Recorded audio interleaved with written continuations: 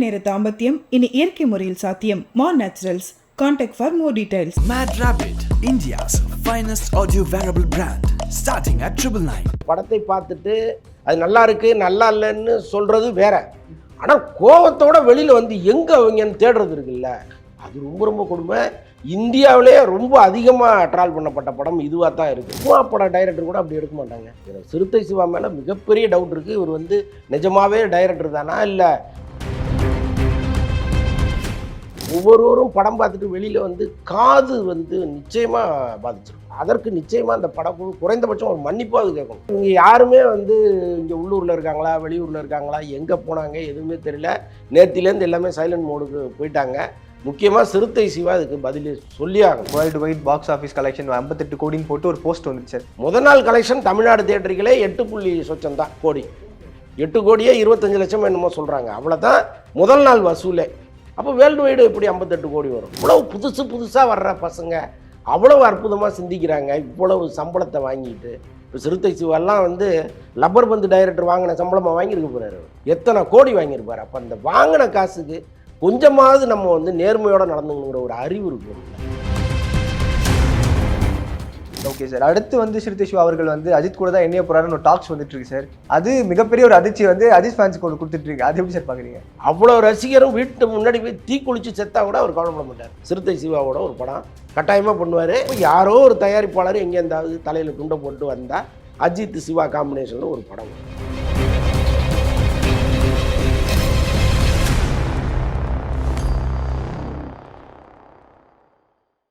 கங்குவா படம் பார்த்துருப்பீங்க. ஆஹா, எந்த அளவுக்கு சாட்டிஸ்ஃபை பண்ணிச்சு சார்? அதாவது ஒரு படம், ஒரு பெரிய ஸ்டார் படம் திரைக்கு வந்துச்சுன்னா மறுநாள் பேப்பரில் வசூல் மழை அப்படின்னு போடுவாங்க. வசை மழை அப்படின்னு போடுற அளவுக்கு சுச்சுவேஷன் அப்படியே மாறி இருக்கு. அது திரை விமர்சகர்கள் இவங்களெல்லாம் ஒரு பக்கம் தள்ளி வச்சுருங்க.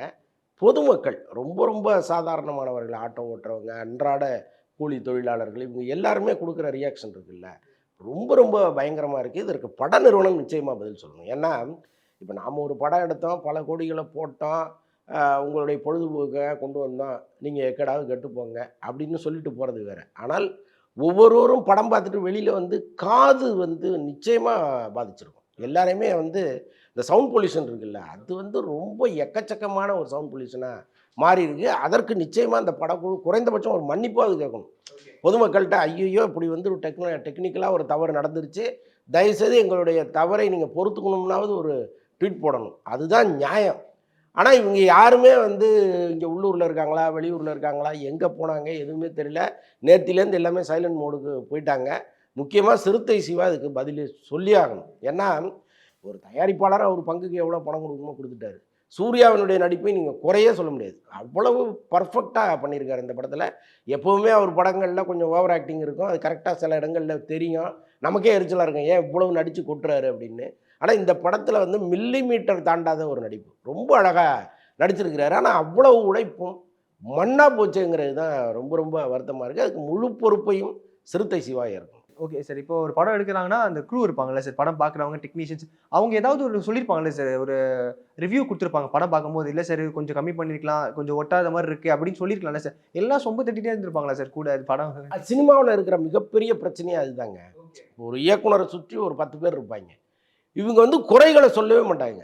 ஆஹா ஓஹோ சூப்பர் தலைவா, அங்கே பின்னிட்டீங்க, இங்கே பொழந்துட்டீங்க, இப்படி சொல்லி சொல்லி மண்டையில் ஐஸ் கட்டியை வச்சு கடைசியில் ஒட்டுமொத்த படத்தையும் முடிச்சு விட்டுருப்பாங்க. இன்னொன்று, இந்த படத்தில் சூர்யா ஒரு கதை கேட்குறாரு, நம்பி வராரு. நீங்கள் வந்து கதை கேட்கும்போதே இதில் ஏதாவது சுவாரஸ்யமாக இருக்கா அப்படிங்கிறதெல்லாம் முதல்ல யோசிச்சிருக்கணும். இதில் சுவாரஸ்யமாக எங்கேயுமே கிடையாது. ஒரு கதையே அவங்க சொல்கிறாங்க, ரொம்ப ஃப்ளாட்டாக இருக்குது. அதில் வந்து ஒரு ஏற்ற இறக்கம் எதுவுமே இல்லை. அப்போ சார் இது ஒரு இந்த காட்சியெல்லாம் ரொம்ப பழசாக இருக்குது சார், ஏதாவது புதுசாக ஒன்று சொல்லுங்கள் அப்படின்னா அது ஏதாவது சொல்லியிருக்கணும். ரைட்டு, ஓகே, இது வந்து ஒரு மகதீரா படம் மாதிரி இருக்குது, இந்த பேட்டர்ன் வந்து மக்களுக்கு பிடிக்கும் அப்படின்னு கூட எடுத்துருக்கலாம். அப்படி கூட ரைட்டு சம்மதிச்சிருக்கலாம். ஆனால் படம் வந்த பிறகு எனக்கு நீங்கள் காமிங்கன்னு கேட்கணும்ல. இப்போ அவர் பார்த்தாரா பார்க்கலையாங்கிற சந்தேகத்தில் அவர் வந்து தான் நிவர்த்தி பண்ணணும். ஏன்னா அவர் வந்து தான் அதுக்கு பதில் சொல்லணும். இந்த படத்தை பார்த்துட்டு நான் ஆகா ஓகான்னு கொண்டாடினது என் தவறுன்னு சொல்லணும், இல்லை நான் படமே நான் பார்க்கலன்னு சொல்லணும். இது ஏதாவது ஒன்று நடந்திருக்கணும். நிச்சயமாக படம் பார்த்துருந்தா, ஏன்னா இத்தனை வருஷம் அனுபவம் சினிமாவில் சூர்யாவுக்கு இருக்குது, ஞானவேலுக்கு இருக்குது. இவங்க 2 பேருமே படம் பார்த்துருந்தாங்கன்னா நிச்சயமாக அந்த கருத்தை சொல்லியிருப்பாங்க. ஒருத்தர் பணம் போட்டவரை ஐயோ மொத்தமும் காலி ஆயிருமே, நம்ம நடுத்தூரில் நிறுத்திடுவாங்களேன்ட்டு, சார் சவுண்டு ஓவராக இருக்குது, இந்த இடத்துல சரியில்லை, இது மொக்கையாக இருக்குன்னு சொல்லியிருக்கலாம். ஆனால் இவங்க பார்த்தாங்களான்னே எனக்கு தெரியல. அந்த டவுட்டு எனக்கு இருந்துகிட்டே இருக்குது. அது என்னங்கிறத முதல்ல விசாரிக்கணும். இங்கே யாருமே லைனில் இல்லை, எல்லாமே கிட்டத்தட்ட ஒரு வாரம் ஆகும். அவங்க திரும்ப இங்கே வந்து இந்த பிரச்சனைகள் எல்லாம் பார்க்கறதுக்கு ஒரு வாரம் ஆகும். நிச்சயமாக ஏதாவது ஒரு பதில் அவங்க சொல்லுவாங்க. ஓகே. அண்ட் படம் பார்த்து எல்லாருமே வந்துட்டு என்ன சொல்றாங்கன்னா, ஏன் இப்படி இவ்வளோ கத்தி ஒரு நல்ல ஒரு படத்தை பார்த்து KGF, RRR, பாகுபலின்னு ப்ரமோஷன் அப்போ கத்திட்டு படம் ஃபுல்லாக நாங்கள் தான் கத்திட்டு இருக்கோம் அப்படின்னு சொல்லி நிறைய கருத்துக்கள் வந்துச்சு. அது ஓவர் ஹைப் கொடுத்தனால தான் இந்த ரிசல்ட்டுக்கு வந்துச்சா சார்? எப்படியா? நிச்சயமாக ஹைப்பும் ஒரு காரணங்க. நீங்கள் படம் அப்படி இருக்குது இப்படி இருக்குது இன்னொரு பாகுபலியாக இருக்கும் அப்படின்லாம் நீங்கள் சொல்கிறது இருக்குல்ல, அது அவனுக்கு எதிர்பார்ப்பை ஏற்றிட்டே இருக்கும். நான் பல பேட்டிகளில் சொல்லிகிட்டே இருந்தேன், இந்த மாதிரி இவங்க பேசுகிறத முதல்ல நிறுத்தணும். ஏன்னா அவன் ஒரு எதிர்பார்ப்போடு உள்ளே வந்து அதில் ஒரு 5% குறைஞ்சா கூட விட மாட்டான் அவங்கள அப்படின்னு நான் சொல்லிகிட்டே இருந்தேன். அதுதான் இன்றைக்கி நடந்திருக்கு. அவங்க சொல்ல சொல்ல அவன் வந்து அப்படியே படி ஏறி போயிட்டே இருக்கான். இந்த படம் அப்படி இருக்கும் அப்படி இருக்கும் அப்படி இருக்குன்னு போய் எங்கேயோ போய் நின்று அந்த படத்தை பார்க்கும் பொழுது, என்னடா இவ்வளோ சொன்னாங்க ஒன்றுமே இல்லையே அப்படிங்கிற கோபம் வரும்ல. அதாவது ஒரு படத்தை பார்த்துட்டு அது நல்லா இருக்குது நல்லா இல்லைன்னு சொல்கிறது வேற, ஆனால் கோபத்தோட வெளியில் வந்து எங்கே அவங்கன்னு தேடுறது இருக்குல்ல, அது ரொம்ப ரொம்ப கொடுமை. இந்தியாவிலே ரொம்ப அதிகமாக ட்ரால் பண்ணப்பட்ட படம் இதுவாக தான் இருக்குது. ஸோ அந்த அளவுக்கு முதல்ல ஆதிபுருஷ் இருந்துச்சு, அதை முறியடிச்சிட்டு இந்த படம் இப்போ வந்துருக்கு. அண்ட் ஃபர்ஸ்ட் 20 நிமிஷம் எப்படி சார் இருந்துச்சு உங்களுக்கு? ஐயோ, ஒரு உப்மா பட டைரக்டர் கூட அப்படி எடுக்க மாட்டாங்க. எனக்கு சிறுத்தை சிவா மேலே மிகப்பெரிய டவுட் இருக்குது. இவர் வந்து நிஜமாவே டைரக்டர் தானா, இல்லை யாருடைய உதவியாவது இவ்வளோ காலத்தில் படம் பண்ணிட்டு இருந்திருக்காரா? ஏன்னா இப்போ சில பேர் அசோசியேட் புண்ணியத்தில் வாழ்ந்துட்டு இருப்பாங்க. இப்போ பெரிய டைரக்டர்னு பேர் எடுத்திருப்பாங்க, அவருடைய அசோசியேட் அவர் விட்டு வெளியில் போன பிறகு அவர் படம் எதுவுமே ஓடி இருக்காது. அதுமாரி நிறைய உதாரணங்கள் நம்மளால் சொல்ல முடியும். ஸோ அப்போ என்ன பலம்ங்கிறதுனா அவங்களுடைய அசோசியேட்டு. எனக்கு என்ன டவுட்னா, ஒருவேளை இதுவரைக்கும் சிறுத்தை சிவா ஒரு பேர் எடுத்ததுக்கு அவர் கூட இருந்தவங்க ஒரு காரணமாக இருந்திருப்பாங்களோன்னு நான் இப்போ சந்தேகப்படுறேன். ஏன்னா இந்த அரை மணி நேர காட்சி இருக்குல்ல, இது ஒரு உப்மா டைரக்டர் கூட எடுக்க மாட்டான். அவ்வளவு மட்டமான கேவலமான பிரயோஜனம் இல்லாத அந்த அரை மணி நேரம். அது நடித்தவங்களுக்கும் கொஞ்சம் யோசிக்கணும்ல, இதெல்லாம் காமெடியாக ஒர்க் அவுட் ஆகுமா, பார்த்து சிரிப்பாங்களா, இல்லை சிரிப்பாங்களா, ஏதாவது ஒன்று பார்க்கணும்ல. இப்போ எதுவுமே இல்லாமல் இப்போ இத்தனை வருஷம் அனுபவத்தை வச்சுட்டு நீங்கள் என்ன படம் பண்ணிகிட்டு இருக்கீங்க? அது ரொம்ப ரொம்ப எரிச்சலாக இருந்துச்சு. வருத்தமாக கூட இல்லை, ரொம்ப எரிச்சலாக இருந்துச்சு. அண்ட் அந்த படத்துலேயும் அந்த சீன் ஒட்டில் தானே சார் சம்மந்தமே இல்லாமல் கோவாவில் ஒரு பாட்டு, அந்த டீம் பவுண்டி அண்ட சொல்லி அந்த முதல் 20 நிமிஷங்கிறது ரொம்ப முக்கியமானதுங்க. அந்த 20 நிமிஷம் நீங்கள் அவனை உட்கார வச்சாதான் அந்த 2.5 மணி நேரமும் அவன் உட்காருவான். நீங்கள் அந்த 20 நிமிஷமே அவனை நெளிய விட்டீங்கன்னா நீங்கள் அதுக்கப்புறம் என்ன வித்தை காட்டினாலும் அவன் ஏற்றுக்க மாட்டான். அந்த 20 நிமிஷம்ங்கிறது 30 நிமிஷம்ங்கிறது ரொம்ப ரொம்ப முக்கியம். அது வந்து நல்ல இயக்குனர்னால் அதை தான் செய்வாங்க. அப்புறம் வந்து இப்போ யோகி பாபுலாம் காமெடி பண்ணுறாரு, இந்த ரெடின் கிங்ஸ் இல்லையா, அவரெல்லாம் பண்ணுறாரு. ஏற்கனவே படம் முழுக்க கத்திக்கிட்டு இருக்காங்க, இப்போ இவங்களும் ஓவராக கத்துனாங்கன்னா எப்போ அடங்குங்கப்பா, பின்னாடி படத்தில் கத்துறது தான் மெயின் போர்ஷனாக இருக்குது, அதனால் கொஞ்சம் அடங்குங்கன்னா அது சொல்லணும்ல. அதுவும் இல்லை, ஒரு மாதிரி ஒரு வரட்டுத்தனமான ஒரு அரை மணி நேரம் அது. அண்ட் படம் பார்த்துட்டு வந்து நிறைய பேர் வந்து திருப்பி காசு கொடுங்க, ரீஃபண்ட் பண்ணுங்க, இதை 3Dயில் வேறு நாங்கள் பார்க்கணுமா, எதுக்கு 3D புதுசாக ட்ரை பண்ணுன்னு சொல்லி தமிழ் சினிமாவோட ஸ்டாண்டர்டே கம்மி பண்ணிட்டீங்க. அது சூர்யா 2 வருஷத்துக்கு அப்புறம் ஒரு தேட்டருக்கு வருது, அதையுமே நீங்கள் முடிச்சு விட்டீங்களேன்னு சொல்லி அவங்க கருத்துக்கள் சொல்கிறாங்க. அண்ட் சூர்யா அவர் வந்து இப்படி ஒரு படம் மூலியமாக தான் அவர் கம்பேக் கொடுக்கணும்னு சொல்கிறாங்களே சார், அப்படியா சார்? இல்லைங்க, அவர் கம்பேக்குங்கிறது ஜெய்பீம்லாம் நல்ல படம் தானே. அதுக்கப்புறம் எதற்கும் துணிந்தவொன்னு ஒரு படம் வந்து கவுத்து விட்டுருச்சு, அவ்வளோதான். ஆனால் கம்பேக்கு இந்த ஒரு படம் வந்து அவருக்கு அப்படியே கம்பேக்குங்கிறதெல்லாம் இல்லை. இவர் இந்த படத்தை நம்பியிருக்காரு, அது வேணால் அவரை நம்ம குறை சொல்லலாம். மற்றபடி இந்த ரசிகர்கள் பணத்தை திருப்பி கொடுங்கன்னு கேட்குறதுக்கு உள்ளபடியே இந்த படத்துலேருந்து ஒரு முடிவு எடுக்கலாம். இப்போ கன்சியூமர் உள்ள இந்த படத்தை நீங்கள் கொண்டு வந்துட்டீங்கன்னா, கன்சியூமர் ஆக்ட் படி இந்த படத்தை நீங்கள் உள்ளே கொண்டு வந்தீங்கன்னா, இனிமேல் வருகிற படங்களை கூட நீங்கள் படம் பார்த்துட்டு எனக்கு அந்த அளவுக்கு சாட்டிஸ்ஃபைடு இல்லைன்னா ஒரு 50% திருப்பி கொடுங்கன்னு ஒரு முறை இங்கே வந்ததுன்னு வைங்களேன், எல்லாருமே நல்ல படம் எடுப்பாங்க. ரொம்ப கவனமாக, அடடா நம்ம ஏமாற்ற முடியாது, ரொம்ப கவனமாக எடுக்கணும்னு நினச்சி எடுப்பாங்க. இதெல்லாம் அலட்சியமாக எடுத்ததாக தான் நான் நினைக்கிறேன். ஒருவேளை இப்போ என்ன சொல்கிறாங்கன்னா, சார் அந்த மிக்சிங்கில் பஞ்சாயத்து ஆகி போச்சு, இல்லைனா இவ்வளவு சவுண்டு வந்திருக்காது, சவுண்ட் இன்ஜினியர் மேலே தான் அவ்வளோ தவறும்னு சொல்கிறாங்க. நான் என்ன சொல்கிறேன், சவுண்டு இன்ஜினியர் வந்து இந்த படத்துக்கு உதயகுமார்னு ஒருத்தர் ஒர்க் பண்ணியிருக்காரு, ஒரு நேஷ்னல் அவார்டு வின்னர்.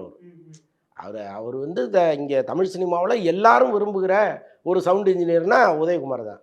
அப்போ அவரே கூட இதை மிஸ்டேக் பண்ணியிருக்கட்டும். நீங்கள் படம் அவுட்டு வரும்போது ஒரு ஆள் உட்காந்து பார்க்கணும்ல, எப்பா நீ படத்தை தியேட்டரில் போட, நான் மட்டும் உட்காந்து பார்க்குறேன் அப்படின்னு ஒரு டைரக்டர் போய் உட்காரணும், அல்லது ஒரு அசோசியேட் போய் உட்காரணும். உட்காந்து அந்த சவுண்டெல்லாம் கரெக்டாக இருக்கான்னு பார்த்து அதுக்கப்புறம் தானே நீங்கள் வெளியில் கொண்டு வரணும்.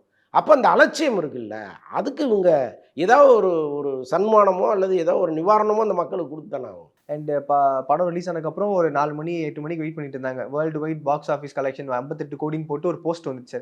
அது எப்படி சார், அது உண்மையான இதுதானா கலெக்ஷனா, இல்லை இவங்களும் அதுக்கேற்ற மாதிரி ஏதாவது போட்டு? உடம்பு வந்து அதாவது உடம்பு தெம்பு இல்லை, ரொம்ப நலிவாயிட்டேன்னு சிமெண்ட்டை கரைச்சி குடிக்க முடியுமா? கிட்டத்தட்ட அந்த கதை தான் அது.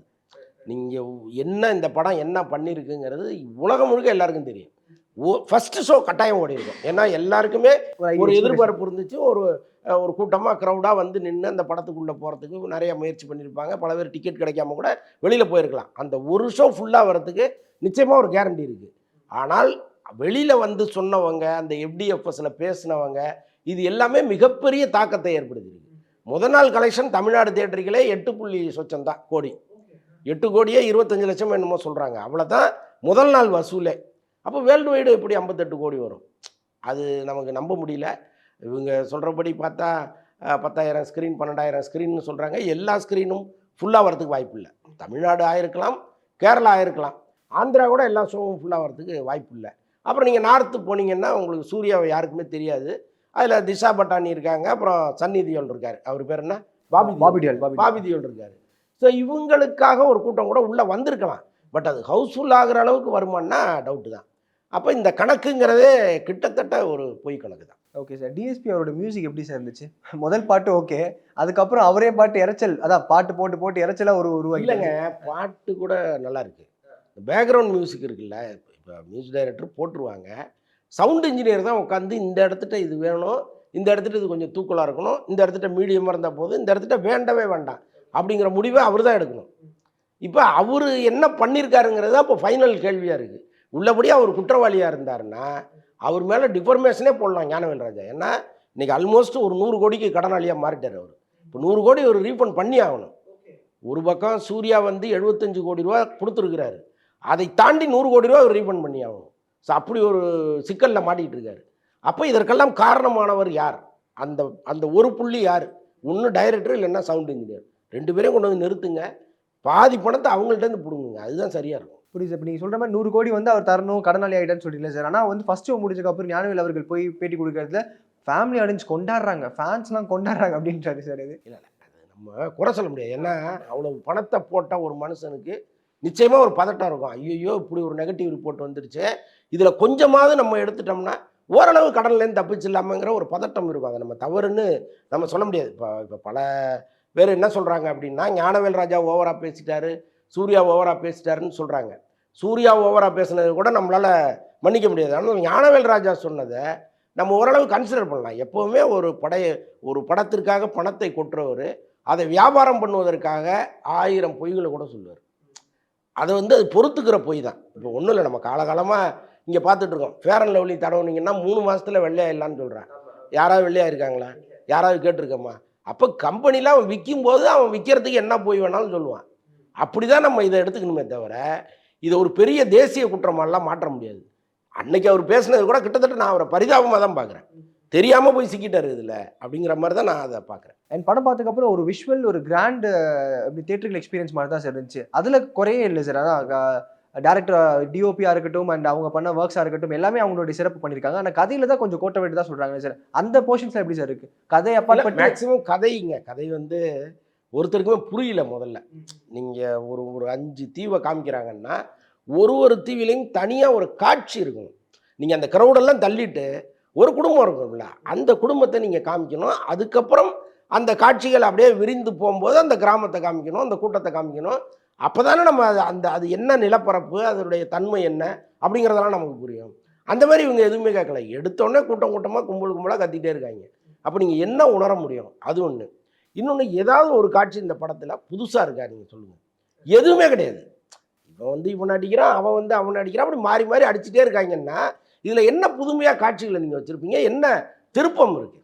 நீங்கள் யூகிக்க முடியாத ஒரு திருப்பம் இந்த படத்தில் இருக்குங்க. இந்த காட்சியில் நான் மிரண்டு போய் உட்காந்துட்டேங்க அப்படின்னு ஒரு காட்சியை சொல்லுங்கள் பார்ப்போம். ஒன்றுமே கிடையாது. சின்ன பசங்கள்லாம் பின்னி படம் எடுக்கிறாங்கங்க. இப்போ லப்பர் பந்துன்னு ஒரு படம் வந்துருக்கு. எத்தனை இடத்துல நம்ம கைதட்டணும். நாம் ஒன்று நினச்சிட்டு இருப்போம், அங்கே ஸ்க்ரீனில் வேறு ஒன்று நடக்கும். அடடா நம்ம இப்படி நினச்சிருக்கோம், இப்படி மாற்றி விட்டானா இதை அப்படின்னு அப்படி ஒரு நமக்கு ஒரு பரவசம் வரும்ல. இது இப்போ நிறைய படங்களை மாரி சொல்லிகிட்டே இருக்கலாம். அந்த பார்க்கிங்னு ஒரு படம் வந்துச்சு. என்ன மாதிரி சீன் ஒன்று டெபியூ டைரக்டர்ஸ் எல்லாமே நல்லா பெர்ஃபார்ம் பண்ணிட்டு இருக்காங்க. எவ்வளவு புதுசாக வர்ற பசங்க அவ்வளவு அற்புதமாக சிந்திக்கிறாங்க. இவ்வளவு சம்பளத்தை வாங்கிட்டு இப்போ சிறுத்தை சிவாலாம் வந்து லப்பர் பந்து டைரக்டர் வாங்கின சம்பளமாக வாங்கியிருக்க போகிறார். அவர் எத்தனை கோடி வாங்கியிருப்பார். அப்போ அந்த வாங்கின காசுக்கு கொஞ்சமாவது நம்ம வந்து நேர்மையோடு நடந்துங்கிற ஒரு அறிவு இருக்கணும்ல. நிஜமாக அதெல்லாம் பெரிய கோபம் வருது. இப்போ ஒரு தாத்தா ஒருத்தர் வந்து சிறுத்தை சிவாலாம் கையில் கிடைச்சா நடக்கிறத வேறன்னுட்டு இருந்தார். உள்ளபடியே அது பயங்கரமாக ஷேராகி போயிட்டுருக்கு. அது வந்து ஏதோ ஒரு ட்ரால் பண்ணுறதுக்காக சொன்னார்லாம் நம்ம எடுத்துக்க முடியாது. உள்ளபடியே வயிற்றுச்சலோட அவர் சொல்கிறாரு. இப்போ அந்த வயசு நபர் ஒருவர் வந்து அந்த 400 ரூபாயை தேத்திட்டு தியேட்டருக்கு வர்றதுக்கு என்ன பாடுபட்டிருப்பாருன்னு அவருக்கு தான் தெரியும். பேர பிள்ளைகிட்ட போய் காசு கேட்கணும், மகன்கிட்ட போய் பர்மிஷன் வாங்கணும், அவர் இருக்கிற வேலையை விட்டு அவர் கடைக்கு போய் எதாவது வாங்கிட்டு வர சொல்லியிருப்பாங்க. இல்லைம்மா நான் படம் பார்த்துட்டு வர்றேன் பாரு, மருமகள்கிட்ட பாட்டு வாங்கியிருக்கணும். இவ்வளோத்தையும் வாங்கிட்டு ஒரு ஆளுங்க வந்து உட்காந்தா இவ்வளோ பெரிய பிரச்சனையை அவருக்கு ஏற்படுத்தினீங்கன்னா சும்மா இருப்பார் அவர். இதுக்கு வந்து நான் திரும்ப திரும்ப சொல்கிறது என்னென்னா, captain of the ship director தான். நீங்கள் இங்கேருந்து ஒரு குண்டூசி சத்தம் கேட்டால் கூட அதுக்கு அவர் தான் பொறுப்பாகணும். அப்போ இந்த சவுண்டை நீ எப்படி பார்க்காம விட்ட, நீ ஏன் கடைசியில் செக் பண்ணாமல் இருந்த, இவ்வளவு கேள்விகளுக்கும் அவர் பதில் சொல்லி ஆகணும். அண்ட் இப்போ இந்த இதெல்லாம் கேட்டுட்டு அவங்க 2 பாயிண்ட் கம்மி பண்ணியிருக்கா சொல்கிறாங்க சார். இனிமேல் வரும் ஷோஸ்லாம் வந்து அந்த டெசிபிள் சவுண்டை ஒரு 2 பாயிண்ட் கம்மி பண்ணி ஸ்க்ரீன் பண்ண இந்த டெக்னிக்கல் டீமை விட்டு மறுபடியும் வந்து ஏதோ ஒர்க் பண்ணியிருக்காங்க. ஒர்க் பண்ணி அந்த சவுண்ட் சிஸ்டம்லாம் மறுபடியும் மாற்றி இப்போ நாளையிலேருந்து தான் அது தேட்டருக்கு வரும் போல. இன்னிலேருந்து அது ஒர்க் அவுட் ஆகாது. ஏன்னா இப்போ திரும்ப சென்சாரில் போய் அவங்க அதுக்கெல்லாம் பர்மிஷன் வாங்கணும். அகைன் இந்த ப்ராசஸ் முன்னெல்லாம் கிடையாது. ஒரு படம் சென்சார் வாங்கிருச்சுன்னா திரும்ப அதில் என்ன கரெக்ஷன் பண்ணாலும் மறுபடியும் நீங்கள் சென்சார்கிட்ட போகணும். ஸோ அப்படி ஒரு சிக்கல் இருக்குது. இப்போ இவங்க நேற்றெல்லாம் கவர்மெண்ட் ஹாலிடேன்னு நினைக்கிறேன். இன்றைக்கி ஒரு நாள் ஒர்க்கிங் டே, நாளைக்கு கவர்மெண்ட் ஹாலிடே. இப்போ இன்றைக்கி போய் நீங்கள் வந்து இதை நீங்கள் மாற்றி அதை அவங்கள்ட்ட சர்டிஃபிகேட் வாங்கி அதுக்கப்புறம் தான் தியேட்டருக்கு அனுப்ப முடியும். ஸோ இவ்வளோ வேலைகள் இருக்குது. நாளையிலேருந்து அது அந்த சவுண்ட் இது வந்து ஓரளவுக்கு சரியாகுங்கிற மாதிரி சொல்கிறாங்க. அண்ட் நம்ம விக்ரம் படத்தில் பார்த்துருப்போம், ரோலெக்ஸ், டில்லி இந்த மாதிரி கதாபாத்திரங்கள்லாம் வந்து பண்ணியிருப்பாங்க. அந்த ஒரு மொமெண்ட், ஒரு அண்ணன் தம்பி வந்து வில்லன் ஹீரோ அந்த மாதிரி ஒரு மோடில் வந்து ஒரு விஷயம் நிகழ்த்த போகிறான்னு எதிர்பார்த்துருப்போம். ஆனால் கங்குவால் அதுக்கு முன்னாடி இவங்க முந்தி நாங்கள் எதுக்கு மற்ற ப்ரொடக்ஷனுக்கு வந்து லாபம் தரணும், நாங்களே பண்ணிக்கணும்னு சொல்லிட்டு அந்த மொமெண்ட்டை கெடுத்த மாதிரி இருக்கா சார்? சூர்யா அண்ட் கார்த்தியை கொண்டு வந்து ஒரு கிளாஷ் இல்லை கெடுத்த மாதிரின்னு சொல்ல முடியாது. இந்த படம் குறித்து வேற ஒரு நம்பிக்கை வச்சுருந்தாங்க. அதுக்காக கார்த்தியை உள்ளே கொண்டு வந்திருக்காங்க. அவங்களுக்கு என்னென்னா இது பார்ட் 2 போகும்பொழுது கார்த்தியும் சூர்யாவும் நேர் எதிர் மோதலாக இருக்கும். அது மக்களுக்கு பிடிக்கும் அப்படிங்கிற மாதிரி அவங்க பிளான் பண்ணியிருக்காங்க. அதிலெல்லாம் ஒன்றும் நம்ம குறை சொல்கிறதுக்கு இல்லை. கார்த்தியும் சிறப்பாக நடிச்சிருக்காரு. இந்த கடைசி ஒரு 2 நிமிஷம் வராரு, ஏதோ ஓரளவுக்கு எந்திரிச்சு வரும்பொழுது பரவாயில்லையப்பா அப்படிங்கிற மாதிரி ஒரு யோசனை வந்ததுன்னா அதுக்கு அவர் ஒரு காரணமாக இருக்கார். பட் பார்ட் 2 இனிமேல் வந்தால் தானே இதுலேருந்தே அவங்க எந்திரிக்கிறது ரொம்ப ரொம்ப கஷ்டம். இதுக்கப்புறம் ஞானவேல் ராஜா எவ்வளவு போராடி மீண்டு வந்து நிற்க போகிறாருன்னு தெரில. அது ரொம்ப இப்போ இவ்வளவு காலமே பெரிய போராட்டத்துக்கு பிறகு சூர்யா கொடுத்த கால்ஷீட்டு. இதுக்கப்புறம் திரும்ப சூர்யா டேட்டு கொடுப்பாரா கொடுக்க மாட்டாரா இதெல்லாம் நமக்கு தெரியவே இல்லை.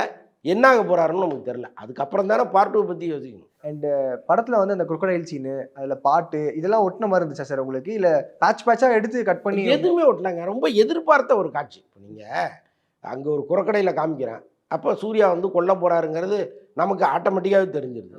இதெல்லாம் ஏதோ ஒரு சாகசத்துக்காக அல்லது தியேட்டருக்கு வர்ற குழந்தைகளை மகிழ்விப்பதற்காக நடத்தப்படுகிற ஒரு காட்சின்னு கூட நீங்கள் வச்சிங்க.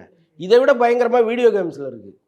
எல்லா பிள்ளைகளும் அங்கே தான் நிற்கிது, எல்லாம் ஆல்மோஸ்ட் அதை பார்த்துருது. அது எதுக்கு தியேட்டருக்கு வரணும்? அப்போ அந்த காட்சியில் கூட நீங்கள் புதுசாக ஒன்றும் யோசிக்கல. இப்போ முதலங்கிற இடத்துல அட்லீஸ்ட் வேறு எதையாவது கூட இப்போ சென்னாயே ஏதோ ஒன்று காமிச்சாங்களே கோட் படத்துலையா? ஆமாம், லியோவில் வந்து லியோவில். அப்போ கொஞ்ச நாளைக்கு அதை பற்றியே பேச்சு இருந்துச்சு. ஐநா அதை பற்றியே பேச்சு இருந்துச்சு. அப்புறம் அதை பார்க்கறதுக்கு போனவங்கெல்லாம் உண்டு, ஏதோ சுற்றுலாத்தலம் மாதிரி கிளம்பி போனாங்க. ஸோ அந்த மாதிரியாவது ஏதாவது புதுசாக ஒன்று காமிச்சிங்களான்னா அதுவும் கிடையாது. அதான் இப்போ டோட்டலாக அரைச்ச ஒரு படம் அது. Okay sir. அடுத்து வந்து சிறுத்தை சிவா அவர்கள் வந்து அஜித் கூட தான் என்னைய போகிறாருன்னு ஒரு டாக்ஸ் வந்துட்டு இருக்கு சார். அது மிகப்பெரிய ஒரு அதிர்ச்சி வந்து அஜித் ஃபேன்ஸுக்கு ஒன்று கொடுத்துட்டு இருக்கு. அது எப்படி சார் பார்க்குறீங்க? அஜித்தை பொறுத்தளவுக்கு ஒரு கொஞ்சம் கோக்குமக்கான ஆள். அவர் வந்து இதெல்லாம் எதையுமே கேர் பண்ண மாட்டார். உன்னை இவ்வளோ திட்டுறாங்களா தம்பி, நான் இருக்கேன் வா, உனக்கு நான் இருக்கேன்னு டக்குன்னு கூப்பிட்டு நாளைக்கே கூட அனௌன்ஸ் பண்ணலாம், சொல்ல முடியாது. ஏன்னா அஜித்தினுடைய மனநிலைங்கிறது அப்படி தான். அவர் நீங்கள் இப்படி தான் அவர் செய்வாருன்னு நீங்கள் அவரை பற்றி ஒரு கணிப்புக்குள்ளே வரவே முடியாது. அவ்வளோ ரசிகரும் வீட்டு முன்னாடி போய் தீக்குளிச்சு செத்தா கூட அவர் கவலைப்பட மாட்டார். சிறுத்தை சிவாவோட ஒரு படம் கட்டாயமாக பண்ணுவார். அவங்களுக்கான நட்பு வந்து அப்படிப்பட்டது. இன்றைக்கும் வந்து சிறுத்தை சிவா அஜித்துக்கு நேரடியாக ஃபோன் பண்ணி பேசலாம், எந்த நேரம் வேணாலும் பேசலாம். அந்த அளவுக்கு அவங்களுக்கான நட்பு இருக்குது. ஸோ அப்படி இருக்கும்போது இவ்வளோ பெரிய அவமானம் சிறுத்தை சிவாவுக்கு வந்துருச்சேன்னு தெரிஞ்சால் நான் இருக்கேன் உன்னை காப்பாற்றுறதுக்கு வான்னு மறுபடியும் படம் கொடுப்பாரு. இது நடக்கும். ஆனால் இந்த காம்பினேஷனுக்கு யார் ப்ரொடியூசர் வருவாங்கன்னு தெரியாது. புரியுதா உங்களுக்கு? அஜித் சொந்த படம் எடுக்க மாட்டார். இப்போது சிறுத்தை சிவாவுக்கு இன்னொரு நிறுவனம் மனதைரியத்தோடு படம் கொடுக்க முன் வந்தால் அதில் அஜித் நடிப்பார். அது எந்த நிறுவனமும் நமக்கு தெரியல. ஆனால் சன் டிவிகிட்ட இவங்க பேசிகிட்டு இருந்தாங்க. ஒரு கட்டத்தில் சன் பிக்சர்ஸ் வந்து அங்கே ஒரு பெரிய பிரேக் விழுந்துருச்சு.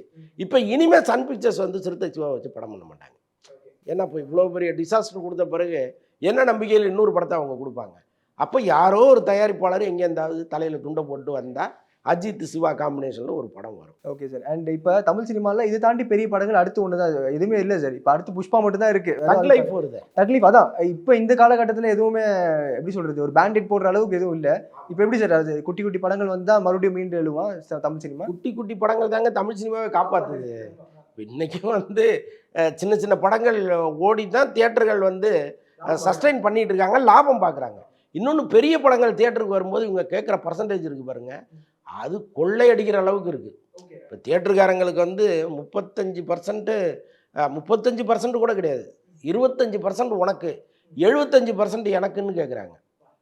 அப்போ அவங்க வந்து வாடகை கொடுத்து கரண்ட்டு பில்லு கட்டி ஏசி பில்லு கட்டி ஆட்களை வேலைக்கு வச்சு கடைசியாக பார்த்தீங்கன்னா அவங்களுக்கு ஒன்றுமே கிடையாது.